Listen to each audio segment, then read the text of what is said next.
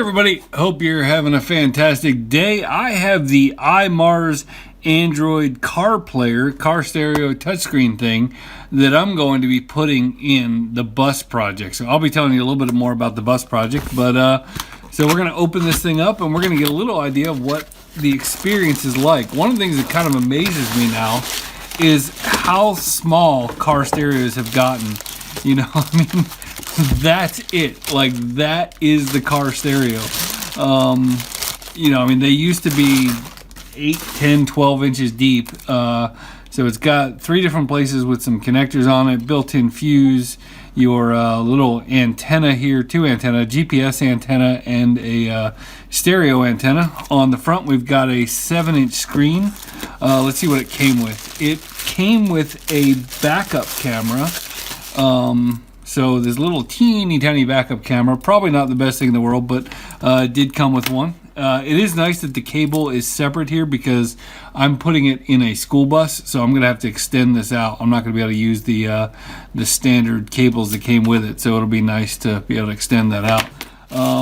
We do have the RCA cable, again, nowhere near long enough for my needs, but I am in a special situation.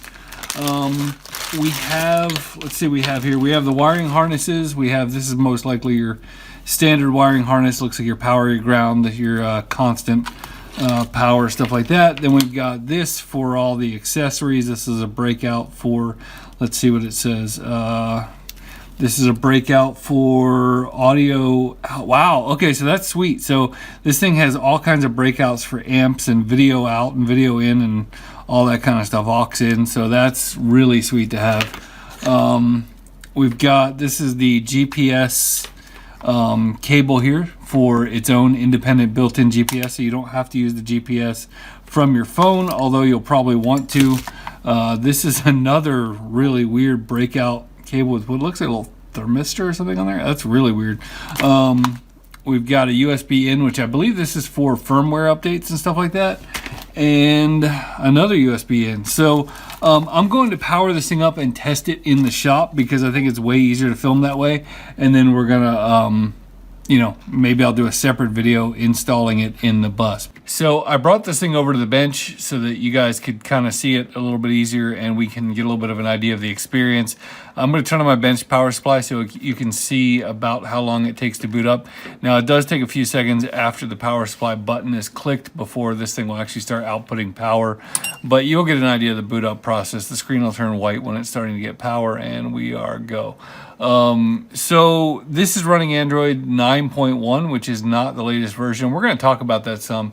That is one of the things to consider when buying something like this. When you look at the descriptions, you see all kinds of things like you know, navigation features and apps and all that kind of stuff. That is not how I would recommend this. That is not how I would look at this device. When you're talking about an Android car stereo, one that's running actual Android, I recommend looking at them as a replacement car stereo for somebody who doesn't have Bluetooth. So you would look at this as it's got a nice stereo, it's got a nice screen, you can use your Bluetooth on it like you probably couldn't on your old stereo.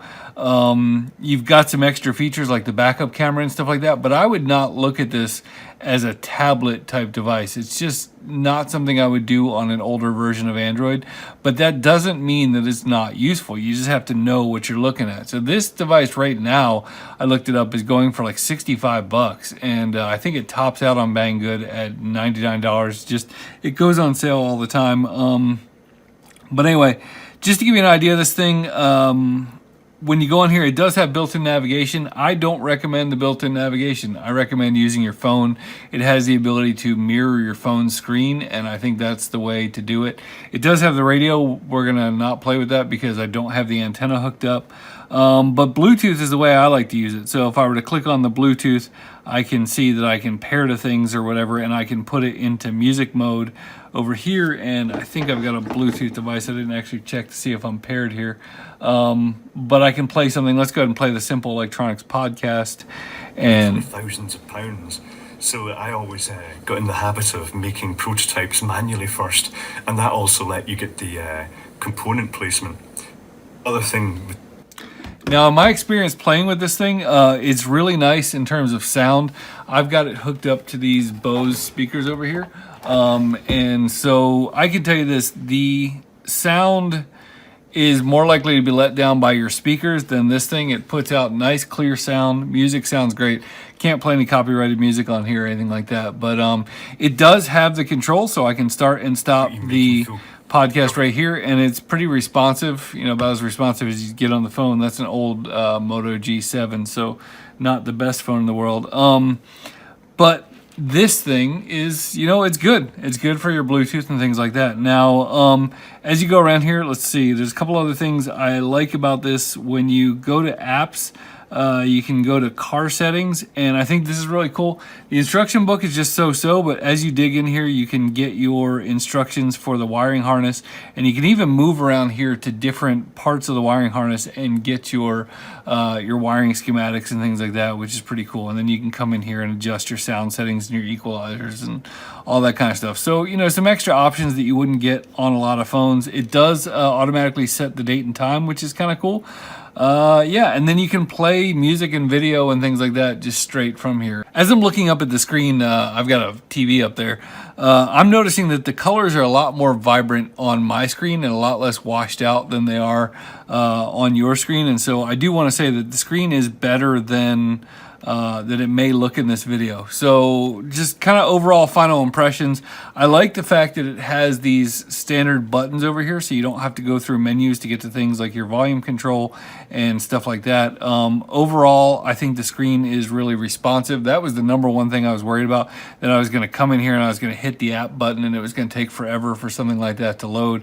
It is instantaneous. You can come in here, you hit the button and it loads. That's really nice. You come back here, you hit the home button, you're home. And that's what you want. When you're driving down the road, you don't want to be fiddling around with a whole bunch of buttons and screen lags and waiting for things to go and false triggers and all that kind of stuff. And I would say it's been really rock solid in terms of that. As far as the backup camera, it does work. It's not crazy high resolution. Now my office is kind of weirdly lit at the moment, but if you connect these wires up here, you'll see that it automatically goes into backup mode. I'm kind of shooting a bad angle there. You're seeing a reflection, but I do like that it has the little backup lines and things like that on there. And so it would probably be a little bit better outdoors than it is in here, but it's definitely serviceable. And that really comes down to it.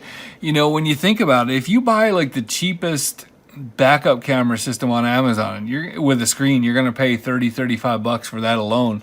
The fact that it's a throw-in on this stereo is fantastic. So again, it's not in the vehicle yet. I'll let you guys know when it goes in the bus and give you some more information, but it sounds good. The touch is good, the Bluetooth is good, and everything I've used is good. You just have to temper your expectations and not look at this as like a Tesla tablet in the middle of your dashboard. It is first and foremost a stereo with a backup camera, and then these other features are nice kind of auxiliary features. If you look at it from that angle and you look at the price, it's a heck of a deal. So hey, that's my first impression. Thanks for watching. Have a great day.